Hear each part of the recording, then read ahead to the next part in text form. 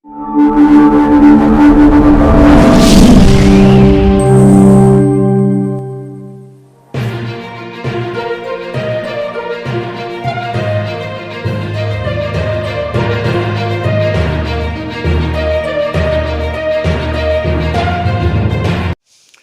जी physics की class है हमारी फर्स्ट ईयर की फ़िज़िक्स है और उसका चैप्टर 8 है जिसका नाम है वेव्स। अच्छा, वेव्स के बारे में इसको डिफ़ाइन करते हैं वेव को पहले कि व्हाट इज़ वेव। जब भी किसी मीडियम के अंदर कोई डिस्टर्बेंस प्रोड्यूस होती है तो वेव प्रोड्यूस होती है। और मीडियम क्या होता है? मीडियम लेट्स सपोज कोई भी हो सकता है, जैसे एयर इज़ अ मीडियम, पानी का तालाब है वो भी एक मीडियम है। तो अब इस मीडियम के अंदर कोई डिस्टर्बेंस अगर प्रोड्यूस होती है तो उसको आप वेव का नाम देते हैं। So basically the disturbance produced in a medium is called a wave. अच्छा, अब वेव्स की टाइप्स हैं, टाइप्स ऑफ वेव्स। तो वेव्स की 3 टाइप्स होती हैं, मैकेनिकल वेव्स, इलेक्ट्रोमैग्नेटिक वेव्स और प्लाज्मा वेव्स। प्लाज्मा वेव मेरे ख्याल आपके लिए शायद न्यू हो।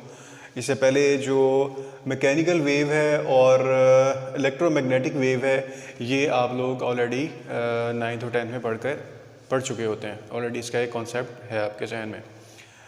अच्छा, मैकेनिकल वेव क्या होती है? ये ऐसी वेव होती है जिसको प्रोपगेट करने के लिए, या ऐसी वेव जिसको मीडियम की ज़रूरत होती है, इसको आप मैकेनिकल वेव का नाम देते हैं। जैसे कि फॉर एग्जांपल मैं बोल रहा हूँ, आप मेरी आवाज़ सुन रहे हैं या मेरी आवाज़ चारों तरफ फैल रही है, तो उसकी रीज़न ये है कि एयर इज़ अ मीडियम।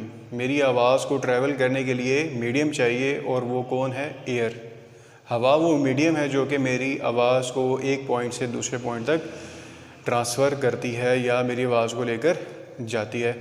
इसी तरह जो वाटर वेव्स हैं, जैसे आप तालाब के अंदर पत्थर को आप फेंकते हैं तो उससे क्या होती है? डिस्टर्बेंस प्रोड्यूस होती है। वो बेसिकली डिस्टर्बेंस क्या होती है? वेव होती है। और फिर वो आपको डिस्टर्बेंस नज़र कैसे आती है? वेव्स की सूरत में। आप पत्थर फेंकते हैं, वेव प्रोड्यूस होती है और वो फिर आपको नज़र आता है कि ट्रैवल करती हुई उस जगह से जहाँ पत्थर गिरता है वहाँ से ट्रैवल करती हुई दूर तक चलती जाती है। तो पानी एक मीडियम था जिसमें डिस्टर्बेंस प्रोड्यूस हुई और फिर वहाँ से वेव ने ट्रैवल किया और वेव प्रोड्यूस हुई वहाँ पे। अच्छा, ये थी हमारे पास मैकेनिकल वेव, यानी ऐसी वेव जिसको मतलब ट्रैवल करने के लिए मीडियम की ज़रूरत होती है। अच्छा, इसके बाद है हमारे पास इलेक्ट्रोमैग्नेटिक वेव। इलेक्ट्रोमैग्नेटिक वेव ऐसी वेव है जिसको ट्रैवल करने के लिए मीडियम की ज़रूरत नहीं होती।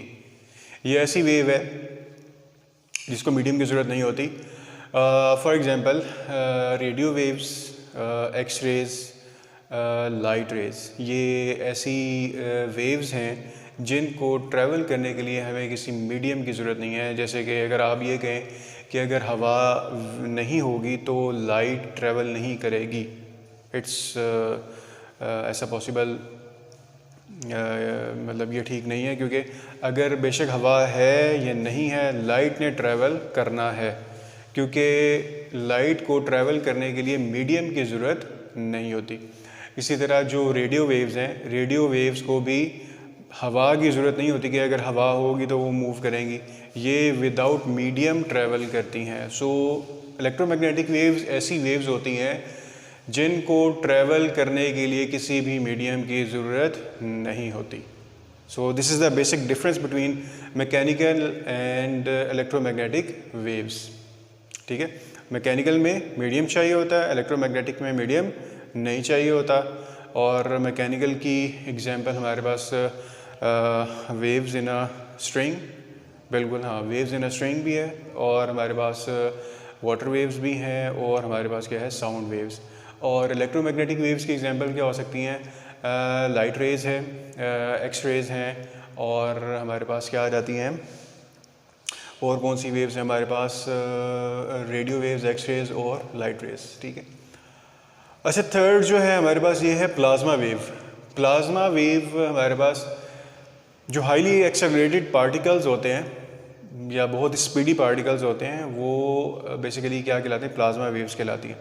जैसे कि अगर आप न्यूट्रॉन, इलेक्ट्रॉन या proton, they are micro particles, and if you accelerate them at high velocity, तो वो प्लाज्मा वेव कहलाती है, ठीक है। सो बेसिकली ये 3 टाइप्स हैं, लेकिन जनरली ज़्यादातर जो हम डिस्कस करते हैं वो मैकेनिकल और इलेक्ट्रोमैग्नेटिक वेव को ही हम डील करते हैं। इसके बाद हमारे पास अच्छा एक और चीज़ है कि जब मीडियम के अंदर डिस्टर्बेंस प्रोड्यूस हुई है और वेव प्रोड्यूस हुई है, और फिर हमने कहा कि वेव जहाँ पर डिस्टर्बेंस प्रोड्यूस हुई है वहाँ से ट्रैवल करती हुई आगे तक चली जाती है। अब बेसिकली करती क्या है वेव अपने साथ एनर्जी भी ट्रांसफ़र कर रही होती है। सो ट्रांसफ़र ऑफ एनर्जी भी हो रहा होता है साथ साथ, ठीक है। सो हम ये भी कहेंगे कि a wave transfers energy from one point to another point. एक पॉइंट से दूसरे पॉइंट तक वेव एनर्जी भी ट्रांसफ़र करती है। तो ये वेव की एक प्रॉपर्टी भी है कि डिस्टर्बेंस प्रोड्यूस हुई, डिस्टर्बेंस की वजह से वेव प्रोड्यूस हुई। अब वो वेव मूव कर रही है तो साथ साथ क्या लेकर जा रही है, एनर्जी। एनर्जी भी अपने साथ साथ कैरी करती हुई लेकर जा रही है। अच्छा, इसके बाद है हमारे पास प्रोग्रेसिव वेव।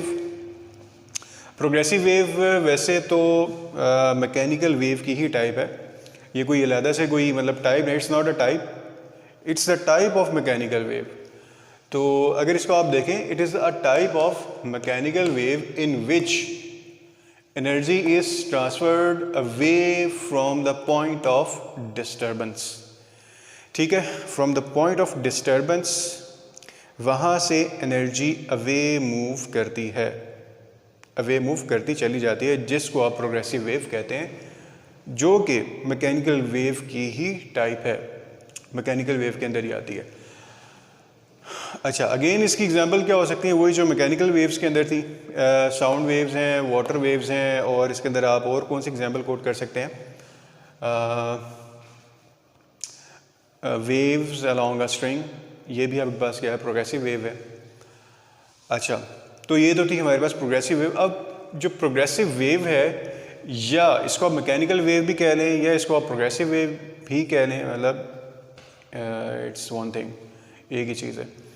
तो अब इस प्रोग्रेसिव वेव की फर्दर 2 टाइप्स हैं। कौन कौन सी, एक हमारे पास है ट्रांसवर्स वेव और दूसरी है हमारे पास लॉन्गिट्यूडनल वेव।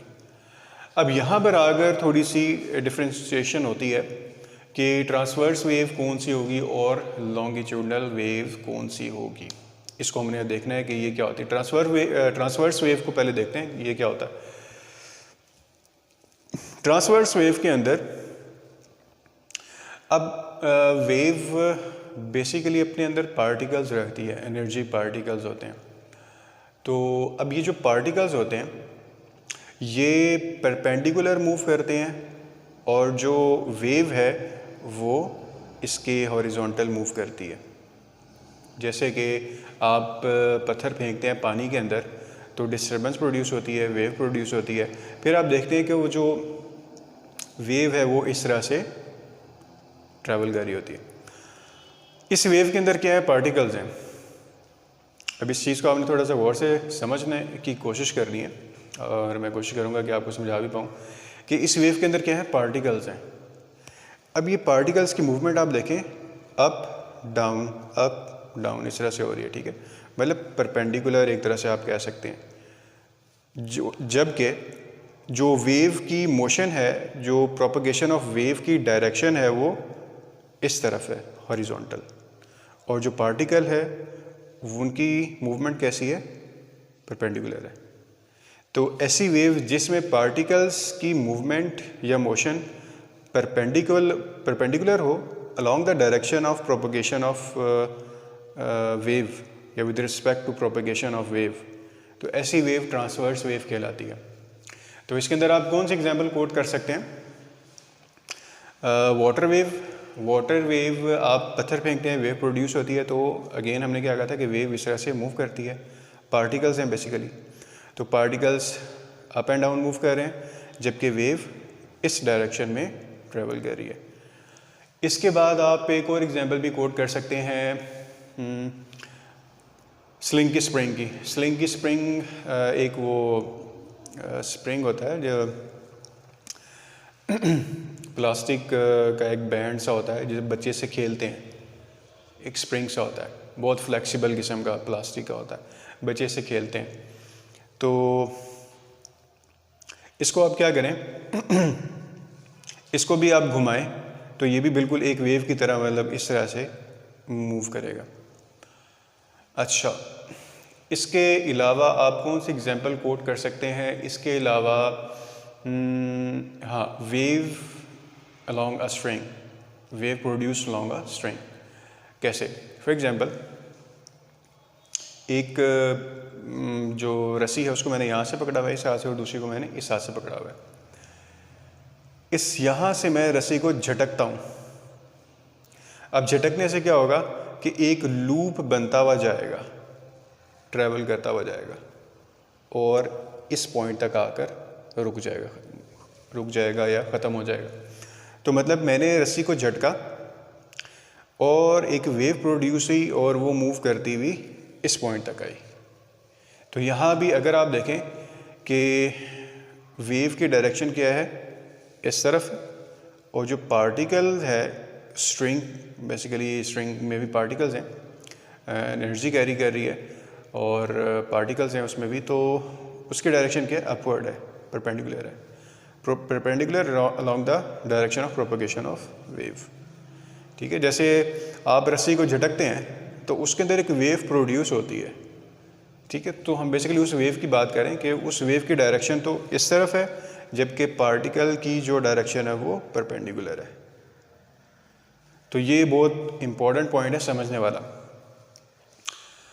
अच्छा, इसके बाद हमारे पास जो टाइप है वो कौन सी है, लॉन्गिट्यूडनल वेव। लॉन्गिट्यूडनल वेव कौन सी होती है? इसका दूसरा नाम कॉम्प्रेशनल वेव भी है।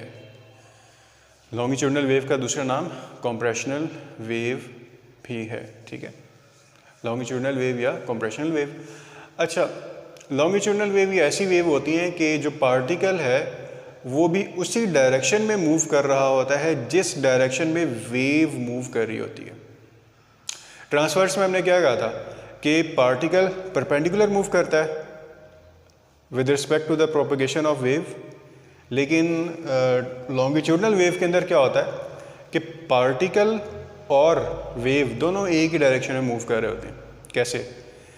अगेन यहाँ पे हम जो स्लिंग की स्प्रिंग है उसकी एग्जांपल हम यहाँ पे कोड करते हैं। कैसे कि वो जो स्प्रिंग है यहाँ से पकड़ा हुआ है और यहाँ से मैंने पकड़ा हुआ है। ठीक है, अब मैं क्या करता हूँ, उसको थोड़ा सा कंप्रेस करता हूँ, ऐसे करता हूँ, दबाता हूँ। अब क्या होगा, कंप्रेशन होगी, रिफ्रैक्शन होगी, कंप्रेशन होगी, रिफ्रैक्शन होगी और अल्टीमेटली वेव चलती चलती यहाँ तक आकर रुक जाएगी। ठीक है, इसके अलावा जो साउंड वेव है, sound wave is also an example of compressional wave या लॉन्गिट्यूडनल वेव। ठीक है, क्योंकि इसके अंदर भी क्या होता है कि पार्टिकल्स और जो वेव की डायरेक्शन है उनकी दोनों की डायरेक्शन क्या होती है, सेम होती है। जिस डायरेक्शन में वेव होती है उसी डायरेक्शन में पार्टिकल भी होता है। तो ये बेसिकली इन दोनों के अंदर डिफरेंस है कि ट्रांसवर्स के अंदर क्या होता है, पार्टिकल परपेंडिकुलर होता है, मूव करता है along the direction of propagation of wave, और लॉन्गिट्यूडनल वेव के अंदर क्या होता है कि पार्टिकल और वेव ये दोनों सेम डायरेक्शन में मूव करते हैं। आई होप कि ये पॉइंट मैं आपको समझा सकूँ। Thank you very much.